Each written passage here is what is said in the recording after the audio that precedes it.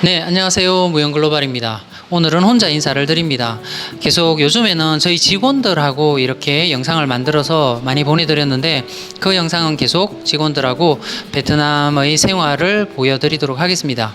그리고 많은 시청자분들과 옛날부터 이렇게 보시던 구독자분들은 베트남의 정보를 이렇게 앉아서 전해드리는 이런 내용도 요즘 왜 하지 않느냐라고 해서 이제 병행을 해서 제가 영상을 만들어서 보내드리도록 하겠습니다. 직원들과의 실상도 보내드리고 실생활상도 보내드리고 제가 이렇게 혼자서 전해드리는 베트남 정보도 이렇게 보내드리도록 하겠습니다.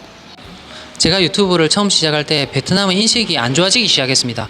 무엇 때문이냐면 그때 비행기 회항 사건하고 반미 사건, 그 다음에 베트남의 SNS, 안 좋은 SNS가 한국에 전해지면서 그때 완전 좋았던 한국과 베트남의 관계가 정말 급격하게 돌아섰습니다.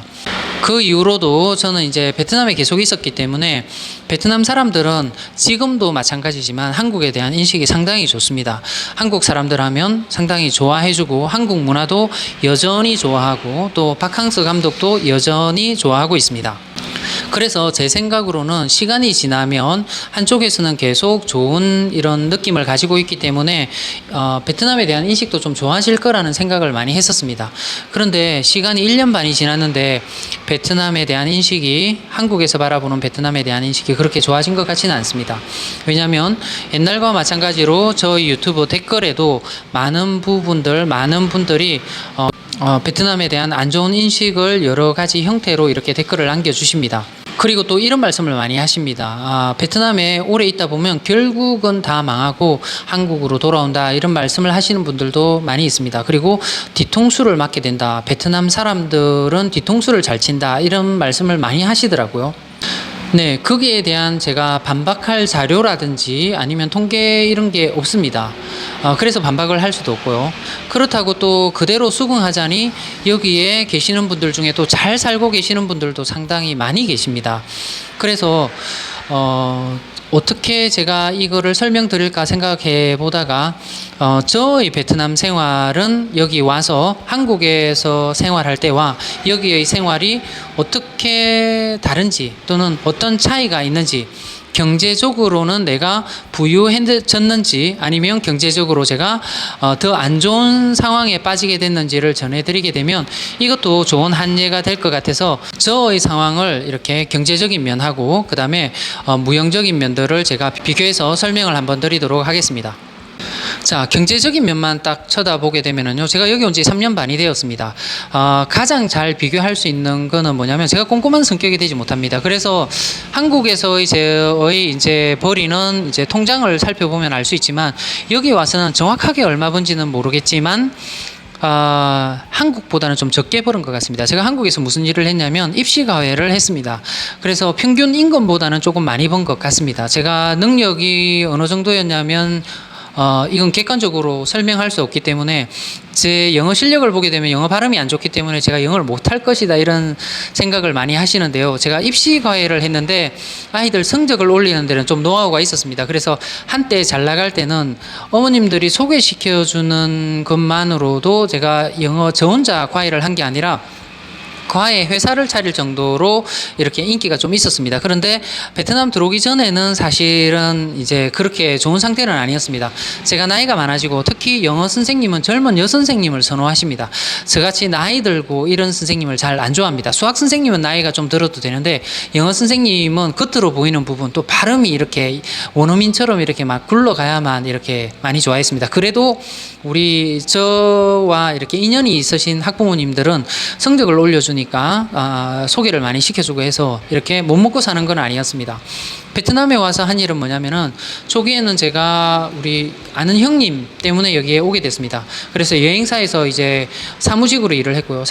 여행사의 사무직은 월급이 그렇게 많지는 않습니다. 형님이 감안해서 내한테 좀 더 줬는데도 불구하고 제가 한국에서 있을 때보다 못 벌었고요. 그리고 가이드 할 때도 그렇게 뛰어난 가이드가 아니었습니다. 그리고 우리 같은 경우는 이렇게 능력제로 버는 게 아니라 거의 이제 나가는 횟수만큼 버는 그런 이제 가이드라서 제가 가이드 하면서도 돈을 크게 벌지는 못했습니다.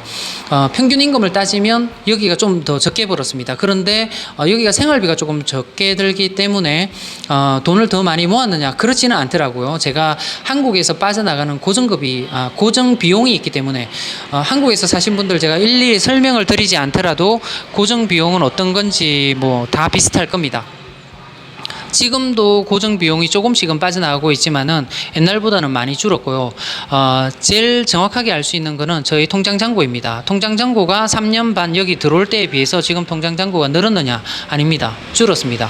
5천만 원 줄었습니다. 근데 5천만 원 줄었으면 내가 돈을 번 게 아니라 이런 거라고 생각하기에는 코로나 기간이 있기 때문에 한국에 있었더라도 제 통장 잔고가 줄었을 거라는 예상을 할 수 있습니다.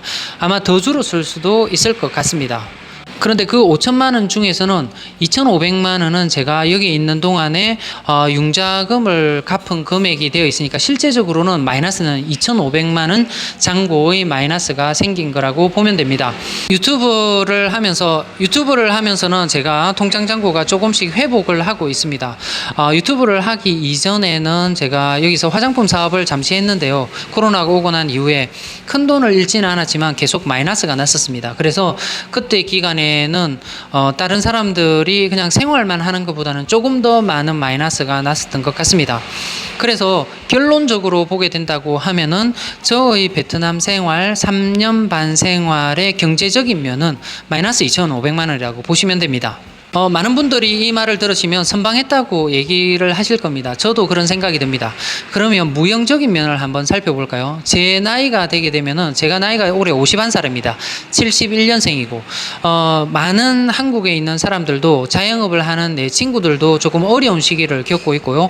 공무원이 아닌 친구들은 회사를 거의 다 나와야 되는 시기입니다. 그래서 혼자 뭔가를 할까 뭐를 할까 고민을 하고 또 그 고민 끝에 잔고 끝에 사업을 시작한 친구들은 많은 돈을 잃은 친구들도 있습니다. 그리고 많은 돈은 아니지만 그래도 월급만치는 잘 벌고 유지를 하는 친구들도 현재 있고요. 물론 돈이 많은 친구들은 주식으로도 또 돈을 많이 벌었더라고요. 그리고 또 하는 사업들도 투자하는 것들도 잘 되어서 이렇게 돈이 많은 친구들은 이 기간에도 돈을 많이 불린 친구들도 많이 있는 것 같습니다.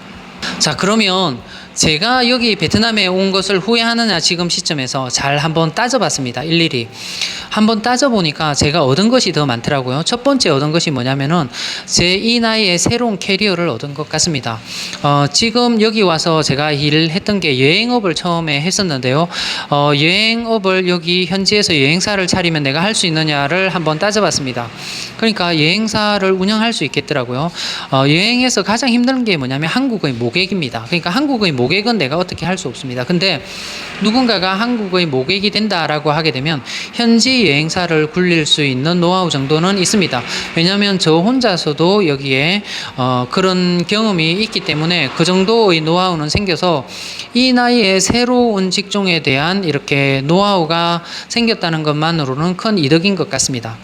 그리고 하나 더 이득이 뭐냐면 물론 이제 한국에 있었으면 돈을 더 많이 벌 수는 있고 새로운 기회가 생겼을 수도 있지만 내가 더 늦기 전에 이런 해외 생활을 한번 해본다는 겁니다. 제가 젊었을 때 대학교 때 유학을 잠시 한 적이 있습니다. 그때는 1년이 되지 않은 거였기 때문에 해외 생활이라고 해도 온전한 해외 생활이 아니었습니다. 그런데 여기에 3년 반 동안 해외 생활을 하면서 베트남이 아니고 또는 동남아가 아니라도 다른 데에 갈 수 있는 해외에서 생활할 수 있는 용기를 얻은 것 같아요. 그래서 내가 지금 어디를 가더라도 한국에 내가 있었을 때보다는 조금 두렵지 않게 두려움 없이 해외 생활을 할 수 있는 이런 경험치를 얻었다는 겁니다. 뭐 그게 꼭 좋은 것만은 아닙니다. 근데 저희 입장에서는 해외로 한번 나와볼까를 고민했었는데 일이 없거나 직장이 없으면 움직이지 못하고 그대로 한국에 머물렀을 것 같습니다. 그런데 지금 여기 베트남 생활을 해외 생활을 조금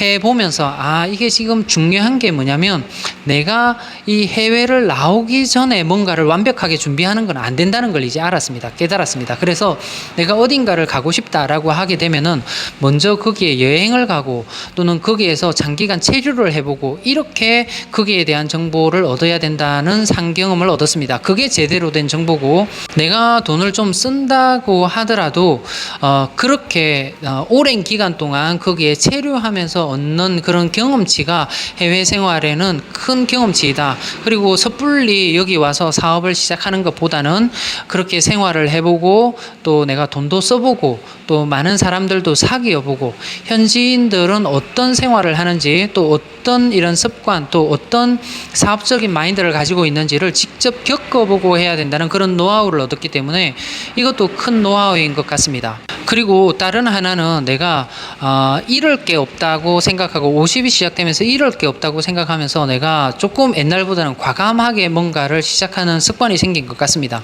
지금도 유튜브를 하면서 새로운 시도를 할 때 안 한 것보다는 낫다고 생각을 합니다. 실패를 하게 되면 실패에 대한 노하우를 얻는다라고 생각을 하기 때문에 제가 유튜브를 해서 이건 성공이 아니죠. 이건 어떻게 보면 절반의 성공일 수는 있지만 유튜브를 한 거는 누군가가 얘기를 합니다. 신의 한 수였다고. 근데 그 정도까지는 제가 생각을 하지 않습니다. 그런데 유튜브를 하면서 제가 큰 용기를 얻었습니다. 내가 잘 모르는 분야라고 하더라도 옛날에는 저희 성격상 제가 잘 모르는 분야는 절대 뛰어들지 않는 성격이었습니다. 돌다리도 너무 두들겨서 돌다리를 무너뜨릴 정도로 돌을 두드리는 성격이었습니다. 그런데 지금은 그렇지 않습니다. 뭔가를 해볼 여력이 되고 이게 내가 어느 정도의 컨디션이 되면 저는 무조건 이렇게 한번 해보는 성격으로 바뀐 것 같습니다. 그런 것들을 유튜브를 통해서 배웠기 때문에 저는 앞으로도 이제 제가 사무실을 차릴 때 많은 분들이 말렸습니다. 사무실을 차리게 되면 네가 고정비가 많이 나가기 때문에 또는 이제 성장을 한다는 보장이 없기 때문에 만류하는 사람들이 상당히 많았습니다. 네, 맞습니다. 그분들의 말씀이 지금 현재로 봐서는 제가 큰 성장을 하지 않았기 때문에 그분들의 말씀이 맞을 수도 있습니다. 그런데 저는 그 시작한 걸 절대 후회하지 않습니다. 시작하면서 봉쇄가 왔기 때문에 또 그런 생각이 들 수도 있지만 봉쇄가 오지 않았다고 하더라도 내가 직원을 쓰면서 제 혼자 했을 때보다는 직원을 쓰면서 고민도 많아지고 제가 머리 아픈 적도 많았습니다. 하지만 배우는 것도 상당히 많은 것 같습니다. 이것처럼 내가 베트남에 와서 무형적 인 것들은 많이 얻었습니다. 한국에 있었으면 저희 성격이나 저희 도전정신 이런 것들을 발휘할 수 없었고 그리고 제 내면에 있는 이런 이제 남 앞에 나서기를 상당히 싫어하는 사람입니다. 그런데 이런 방송으로 나도 이런 걸 해도 되는구나. 그리고 나의 미흡한 노하우나 나의 이런 경험치나 이런 것들의 공유가 남들에게는 어느 정도 도움이 될 수도 있구나라는 생각들을 많이 하게 됨으로써 저는 베트남 생활을 후회하지는 않습니다. 물론 경제적인 면은 지금까지는 사실은 좋은 편은 아닙니다. 이거는 실패도 아니고 성공도 아니라고 봅니다. 많은 분들이 베트남 해외 생활에 대한 이런 회의적인 면들을 많이 말씀을 하십니다. 그만큼 많은 분들이 경제적인 손실을 입고 돌아갔기 때문에 그런 말이 많이 떠돈다고 봅니다. 그게 근거 없는 소리라고는 저는 생각은 하지 않습니다. 하지만 저는 이런 도전을 하시는 분들에게는 저는 여건이 된다면 무리한 투자는 갑자기 하지 마시고요. 또는 남의 말을 듣고 투자하시는 것은 절대 하지 마시고요. 본인이 직접 오셔가지고 생각이 있으시다면 한번 시정조사를 한번 해보시고 직접 경험치를 가져보시고 자기의 여건에 맞는지 나의 성격에 맞는지도 잘 봐야 됩니다. 이 나라가 뒤통수를 많이 친다라고 하는 것은 뭐냐면 우리나라와 다른 이런 경제적인 형태나 또는 다른 정부의 통치 방식이나 이런 것들 때문에 그런 걸 느낄 수 있습니다. 저도 일부는 인정을 하는 부분이 있습니다. 그렇지만은 그 외로 또 장점들이 많이 있습니다. 그렇기 때문에 많이 도전을 하는 겁니다. 실패를 하고 나가게 되면은 부정적으로 많이 생각이 되게 됩니다. 그래서 그런 얘기를 듣다 보면은 안 좋은 면만 보게 되는데 실제로 여기 와 보게 되면은 그런 안 좋은 면들도 이제 시간이 지나면 지날수록 저도 많이 느낍니다. 그렇지만 이게 좋은 면들도 있기 때문에 많이 도전을 한다고 보시면 됩니다. 저희 도전은 앞으로도 계속 될 거고요. 제 시점에서는 이제 여러분들이 말씀하시는 망하고 나온다. 결국은 너도 망하고 한국으로 돌아올 것이다. 이 말에도 뭐 반반이고요. 그리고 여기서 큰 성공을 한다. 제가 큰 성공을 할 것이다도 장담하지 못합니다. 하지만 저에게는 또 다른 기회가 있었던 것 같습니다. 그래서 많은 분들에게 옛날 초기처럼 초기 유튜브를 제가 했을 때 유튜브 많이 해보세요. 이거 괜찮습니다. 이럴 게 없습니다. 이렇게 얘기했는데 하면 할수록 어렵네요. 이게 해외 생활도 비슷한 것 같습니다. 초기에 해외 베트남에 왔을 때는 좋았습니다. 그래서 친구들한테 야 너도 한번 와봐라. 여건이 되면 생활할 만하다. 이렇게 많이 권했습니다. 그런데 지금은 그런 생각들이 많이 바뀌었습니다. 그렇지만 누군가가 도전을 한다 그러면 그래 한번 해봐 이 정도는 되는 것 같습니다. 여러분들도 혹시 베트남에 대한 도전의 생각을 가지고 계신다고 하면 베트남 사람들은 한국에 대한 인식들은 여전히 좋습니다. 그리고 적은 비용을 가지고 도전을 한번 해본다고 하면 충분한 기간이나 충분한 시장 조사를 하고 나서는 한국보다는 좀 더 적은 돈으로는 높은 확률이라고는 할 수는 없지만 사업을 할 수 있는 기회는 반드시 있습니다. 오늘은 저의 경험치를 가지고 말씀을 드렸습니다. 이게 큰 도움이 될지는 모르겠지만 그래도 저희 솔직한 심정을 여러분들께 이렇게 한번 전달을 해드렸습니다. 오늘도 저희 영상을 시청해 주셔서 대단히 감사합니다.